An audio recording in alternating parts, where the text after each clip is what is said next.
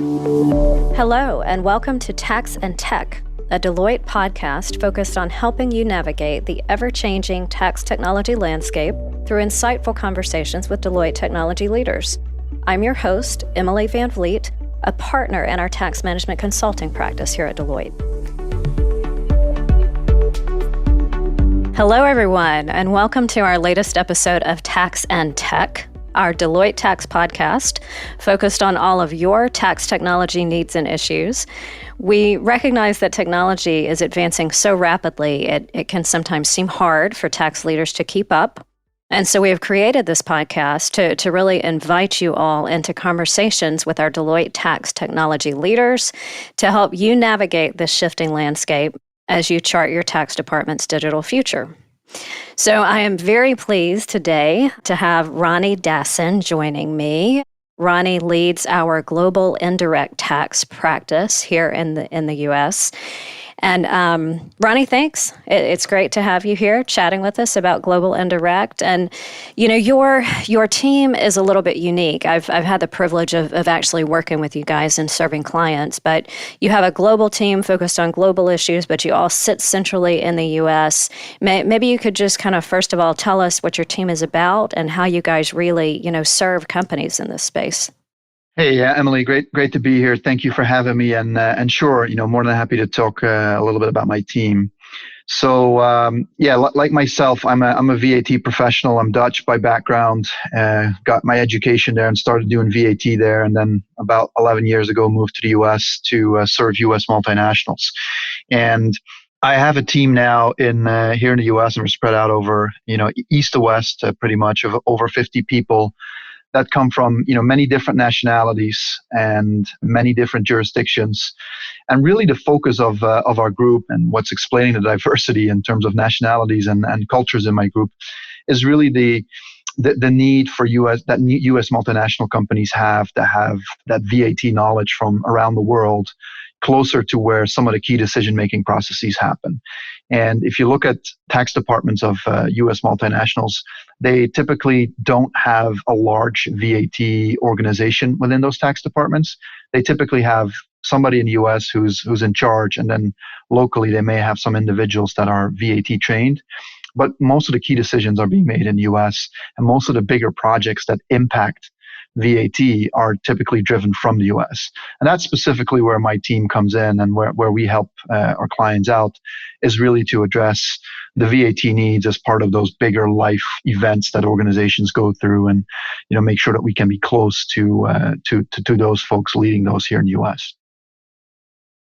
Okay, great. Thanks for that. Yeah, and we certainly are seeing plenty of those life events at the moment. We'll get into that a little bit here as we talk. So from there, why don't we just start a little bit with kind of trends? What is going on in the world of global indirect? What sorts of trends and challenges are you seeing around all of this that are kind of driving an emphasis maybe on technology? Sure. Yeah, there's a lot going on in the VAT space globally, and technology is a big driver in all of that. In my mind, there's three different strands of how technology drives the whole VAT space. It's one, the legislative framework in VAT itself that is more and more banking on the use of technology and mandating the use of technology. So I'll talk a little bit about that later on. And then there is the use of technology by companies. So companies are implementing all these new types of technologies that are initially designed and developed to cover specific processes within the organization and are not specific to anything that tax does, but they significantly impact tax. And then the third strand, which is one where we see a lot of development, which is the most tax technical in nature, if you will, is the one where it concerns the actual tax treatment or VAT treatment around the world of certain technological developments and technology offerings that companies put out in the market. So those are really the three big strands of technology that I see that are driving a lot of need for US multinationals and a lot of complexity as well for them. maybe talk a little bit more about a couple of them. So the first one, where I said, the mandate or the use of technology in the indirect tax compliance space, or the indirect tax space itself. So we're thinking about things like SAFT, Standard Audit File for Tax, which is an OECD standard, which was published by the OECD with the purpose of countries around the world and OECD members to adopt a guideline, a standard, if you will, for how standard audit files for tax would be delivered and would be requested from taxpayers. Now, in the meantime, we've seen a massive development. I think the first framework of this was published in 2010, and then there was an update a few years ago. But what we've seen in the marketplace is that pretty much every individual jurisdiction has adopted its own standards.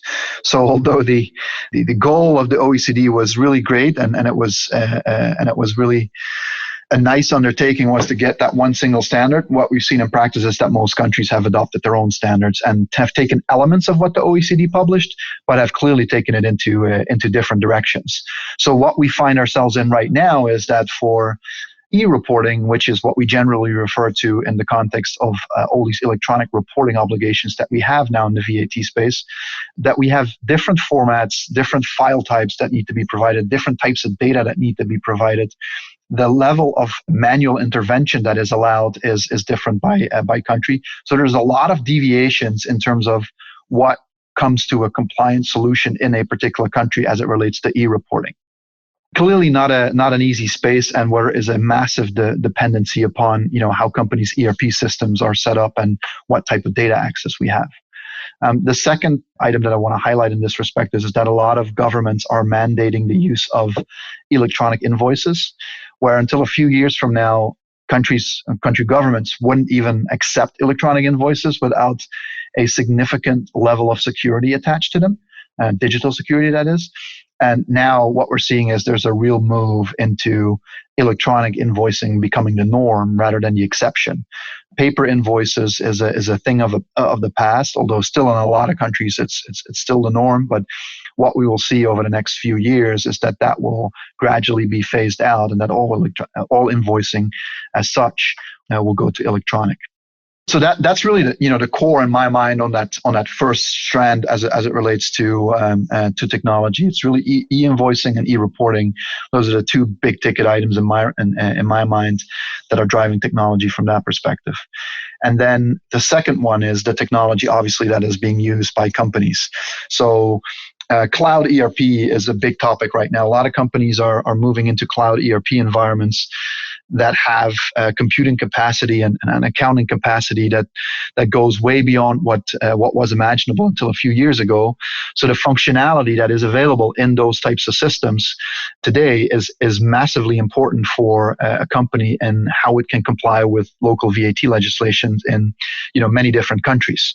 As I've mentioned in the prior strand, that data is so important, and that obtaining certain formats and data in certain templates is critical. Cloud ERP is really facilitating that move into that companies need to make into a realm where they can be flexible in how they present certain data, how they extract certain data, how they reconcile certain data, how they consolidate certain data, and then subsequently be able to provide it to taxing authorities. So it's really that trend in new technologies that companies are implementing to support other critical business processes that is also driving a lot of opportunity in the tax space that companies not only should benefit from in the sense of leveraging the implementation of such technology and getting the bang for their buck, if you will, but also have to rely on in order for them to be able to be compliant into the future. Then the third strand, real brief, before I let you intervene and ask me some questions without a doubt that you might have, is the tax technical space, which I think shouldn't be forgotten about. So look at like large platform companies that offer online sales, companies that offer online gaming, video, and other types of experiences. Those are all very reliant upon very new technologies and very sophisticated technologies that when most VAT legislations were written didn't even exist. So what we've seen is that the VAT legislations around the world have historically struggled with how to treat those types of transactions. And we've seen a lot of movement, especially in the European Union being the front runner on the supplies of electronically supplied services, so services that are supplied over the internet to private consumers, where there's been a big move of legislation since 2010, essentially, into finding a better mechanism to tax those types of transactions. In the B2B space, it's traditionally stayed a little bit more stable and there's a little less problems, but still this space and the tax technical development of the digital services industry is still heavily evolving, and we're seeing new legislation pop up pretty much every week. With Mexico being a country that for a long time, didn't have any legislation in this respect, is going to have legislation like that in June as well. So we're seeing a lot of, developments in that respect. Interesting. Yeah. So obviously a lot of good insight and all of that, Ronnie. What I think I might drill into a little bit is so ERP technology is also an area that is changing quite a lot right now, as you've pointed out, right? And for a U.S. multinational, or really a multinational entity, no matter where you may be based, right? Those are significant life events. Oftentimes involve multi-year rollout plans, right? As you kind of phase that new technology into different jurisdictions around the world. So I'm just curious, legislation is changing so frequently. You just mentioned something we're expecting in Mexico. How do you think about, monitoring that legislation while a company is in the midst of what's a multi-year technology rollout? Right. Yeah, that's a great question, Emily. So the way I always like to position this with my clients is, filing your VAT returns is one thing, and country by country we see differences in what governments want you to report on in a VAT return. But if you look at it as a tax professional, as a VAT professional, and as an organization that needs to manage its cash flow and its taxes that go in and come and go out, there's a standard set of types of information that you want to have access to, that you want to have visibility to, and that you want to have insight in. So if you go on these types of global rollouts with multi-jurisdictions and multi-year timeline, what I always try to impress on my clients is that it's really important to keep track of what the bigger picture is, and try to develop and design towards a solution that gives you insight and access to that broader data set, if you will, that allows you to flex into future developments in legislation, and that allows you to, ideally, if a country is coming up with real-time reporting, take Spain, for instance, where we have SII, where we need to report on a transaction level detail on what a company's transactions are within 4 days of the transaction occurring. You don't have the time as a company to make reconciliations and do data checks and all that type of stuff if you have to report within 4 days of the transactions that are happening. You need to make sure that what you have in your ERP system is correct on day one of the transaction occurring. So from that perspective, what I always try to tell my clients is, let's try to design and develop so that we cover the broadest set of data that is possible, and that we set something up in the system that captures that, so that we can tailor the reporting needs to each jurisdiction, but are always in a position where we can tailor because we've designed for the broader need, if you will. That's really key in my mind to getting through multi-year and multi-country implementations these days, because to your point, the legislation is developing so rapidly. We're seeing updates almost daily in specifically this field where it relates to either electronic invoicing or electronic reporting. And it's not only updates in the sense of new legislation or new requirements being issued by countries that didn't have these types of requirements before, but it's also evolution in what countries have developed already. So take, for instance, a country like Brazil that has had its SPET reporting, its form of e-reporting for many years already. Actually, they were a true front runner in the electronic reporting era.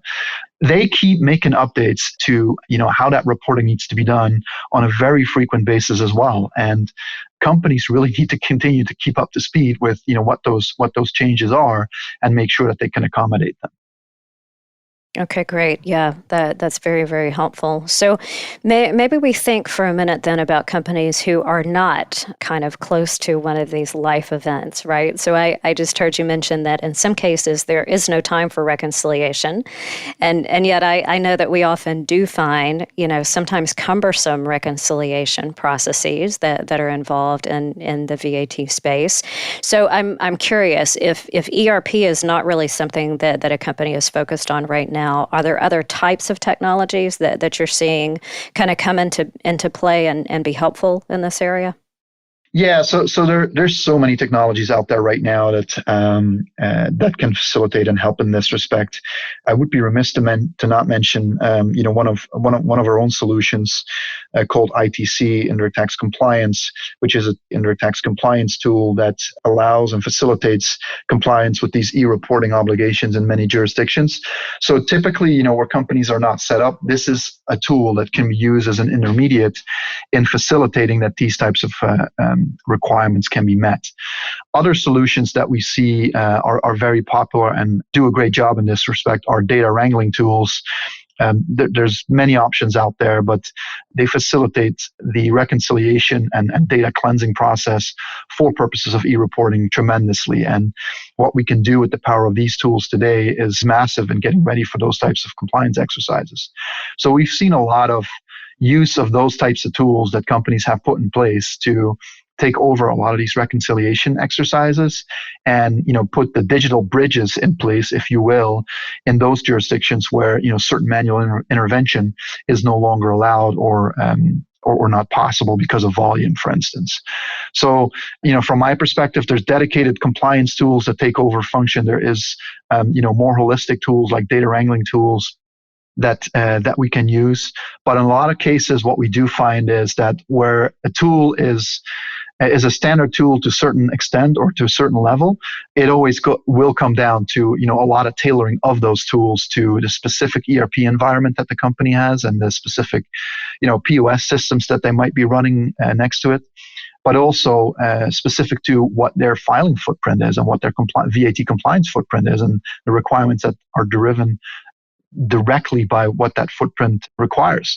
So there's a lot of tailoring and a lot of mapping and a lot of customization, if you will, that goes into that. Right, right. And I know that one of the ways we kind of work with companies in this space at times is helping create a roadmap, right, around what are those alternatives that you need to consider in different jurisdictions, what types of bridges do you need to think about incorporating and over what timeline. So oftentimes kind of having a roadmap to start to guide your efforts toward that ultimate end state can probably be helpful as well. Yeah, absolutely. That's a great point, Emily. A lot of companies in the tax space, they don't necessarily know what the functionality and capabilities are that all the technology tools have, and just need guidance and help in understanding, what a system like that could do for them. Then there's all these different compliance tools that are bolt-ons. There's so many of them out there right now that it's hard for our clients to decide which ones are the best for their specific circumstances. And to be quite honest, many times there's not one size fit all. And what we find is that for different reasons, different companies prefer different solutions to be implemented. So, I couldn't even tell you there's one or two or three tools that are, the absolute best to have, and that's the way to go. It's really a question of, what does fit an organization best and what meets the strategic objectives of the tax function and the finance function best in a particular situation in terms of what types of tools you can use best. And that obviously combined with what is the technology stack that a company already has that they can leverage for tax purposes? Because that's another problem that we run into quite often. The simple fact that companies have a massive pool of technologies that they've got licenses to, that they have access to and could be using for tax purposes.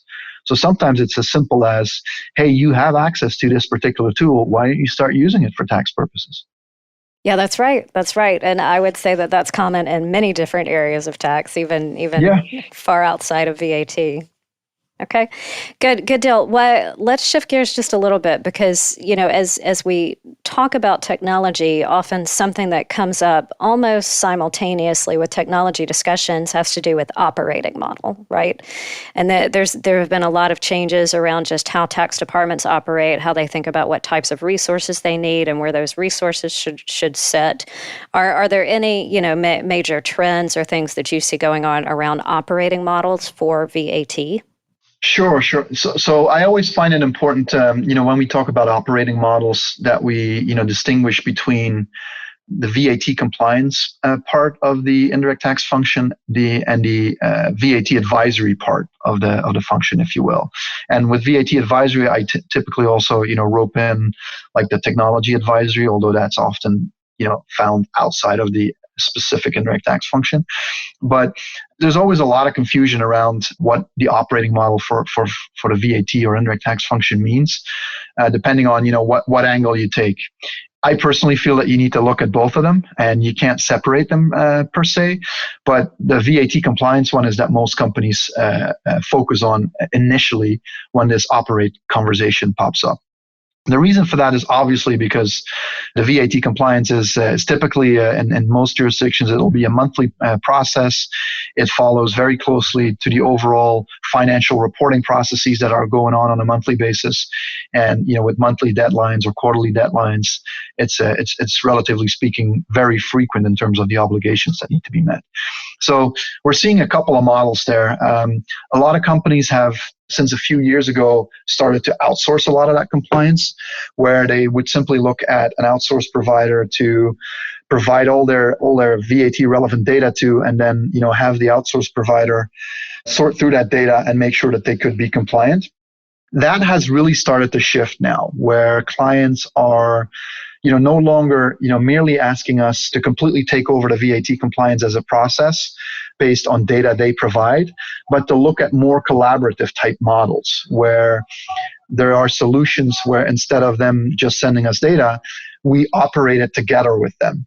That could be either through, our people or having direct access to their systems, helping to pull data, or through providing licenses to our client in terms of tools for VAT compliance.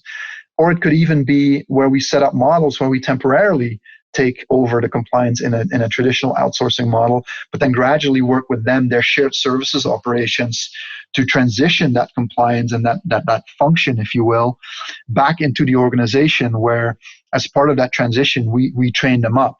So, and I guess that's a long-winded way of saying what I'm really noticing in the marketplace that clients are asking for is that critical thinking with them, to move them from being in a purely outsourced model where a third party like ourselves would take on the compliance and would take care of it, to a model where we might do that initially, but then help them gradually transition into a model where, that could be taken back in-house in a shared services organization, or even back embedded in the finance organization directly, and operate it that way.